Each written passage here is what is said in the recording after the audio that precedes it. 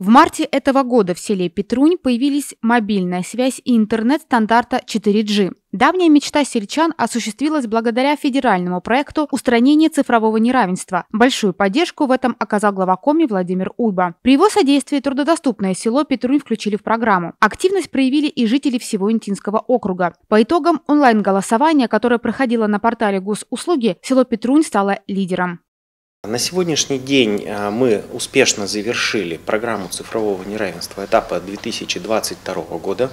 Все 14 базовых станций, которые были запланированы к строительству по состоянию на 31 марта 2023 года, введены в эксплуатацию. Все успешно работает.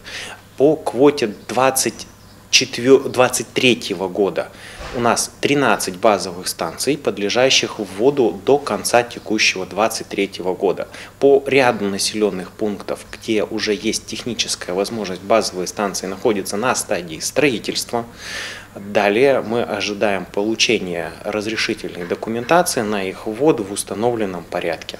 Будем также надеяться, что данный контракт будет выполнен со стороны подрядчика строго в установленные сроки, и к 31 декабря 2023 года жителей республики мы порадуем новыми базовыми станциями, которые будут введены в эксплуатацию уже в текущем году в 13 населенных пунктах.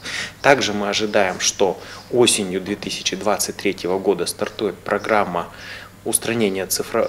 следующий этап программы устранения цифрового неравенства этапа 2024 года. Не можем пока больше ничего сказать. Программа эта федеральная, как вы знаете, Министерство цифрового развития, связи и массовых коммуникаций Российской Федерации. Но, тем не менее, мы ожидаем ее старта осенью текущего года и надеемся на сохранение квоты Республики Коми в количестве населенных пунктов. Также традиционно предложим жителям принять активное участие в выборе населенных пунктов, в которых появится устойчивая связь. Дополнительно по поручению главы Республики Коми мы прорабатываем вопросы альтернативных источников связи в труднодоступных населенных пунктах, смотрим на новые технологические решения, которые есть, и прорабатываем вопросы их реализации, в том числе с федеральным министерством. Также надеемся, что эти проекты у нас будут реализованы. Зачатки есть. Пилотные тестирования в отдельных населенных пунктах проведены. Дальше надо понимать, как эта технология должна будет использоваться в целом по Республике Коми. Реализация федерального проекта достаточно дорогостоящее удовольствие. Приобрести современное оборудование с импортными комплектующими, доставить его в труднодоступное село и установить непросто. Самой главной сложностью было в организации сотовой связи и доступа к сети интернет на территории населенного пункта – это доставка непосредственно оборудования. Даже по зимнику на спецтехнике это было сложно и проблематично, но благо мы с этим справились, и связь в населенном пункте появилась в марте 2023 года. Связь в селе Петрунь появилась на квартал позже запланированного срока из-за введения санкций и отсутствия на российском рынке необходимого оборудования. Сейчас Минцифры Республики Коми активно прорабатывает вопрос налаживания связи и интернета в еще одном интинском селе. Адзивавом – отдаленное и труднодоступное поселение. Здесь очень слабый интернет и зачастую сбоит телефонная связь. В селе Адзивавом Интинского района сложности у нас действительно есть. Это единственный населенный пункт Республики Коми, в котором социально значимый объект ФАП, фельдшерско-акушерский пункт, получает доступ к услугам связи с использованием спутниковых технологий.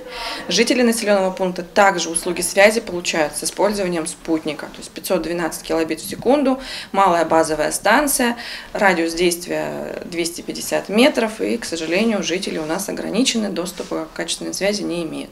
Строительство волоконно-оптической линии связи усложнено тем, что населенный пункт находится на довольно-таки большом расстоянии от ближайшей точки подключения. Это порядка 130 километров болотистой местности. Стоимость строительства составляет порядка 100 миллионов рублей. То есть сумма довольно-таки большая, поэтому мы начали искать альтернативные варианты подключения населенного пункта все-таки к качественным услугам связи.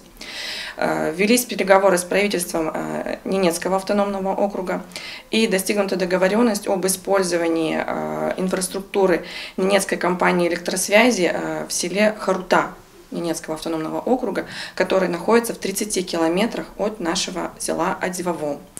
В настоящее время определено место для строительства антенно-мачтового сооружения, ведется расчет технико-экономического обоснования для строительства, после чего мы сможем оценить необходимые требуемые ресурсы для организации строительства линии связи, ну и, соответственно, сроки данного строительства.